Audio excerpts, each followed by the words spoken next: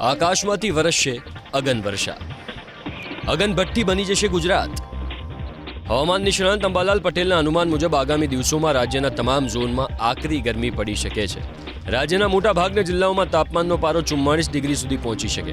12 મે સુધી રાજ્યના નાગરિકોને તાપનું ટોર્ચર સહન કરવાનો વારો આવશે. જો કે અંબાલાલ પટેલનું એવું પણ અનુમાન છે કે 15 મે બાદ પ્રી મોન્સૂન એક્ટિવિટી સક્રિય થવાની શક્યતા છે.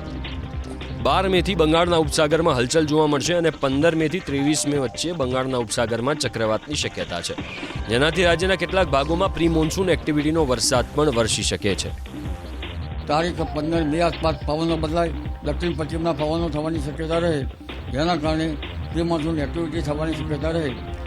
આરબ દેશની કાળી હંધી ચડી આવે, સખ્ત પવનના તોફાનો થાય અને કેટલાક ભાગોમાં પવનની ગતિ 50 કિલોમીટર ઉપરની પણ થઈ શકવાની રહે, આંચકાના પવનની ગતિ.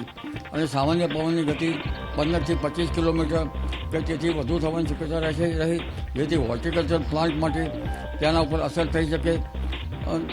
તારીખ 18 થી 23 પ્રી મોન્સૂન એક્ટિવિટીનો વરસાદ કેટલાક ભાગમાં થવાની શક્યતા રહે છે.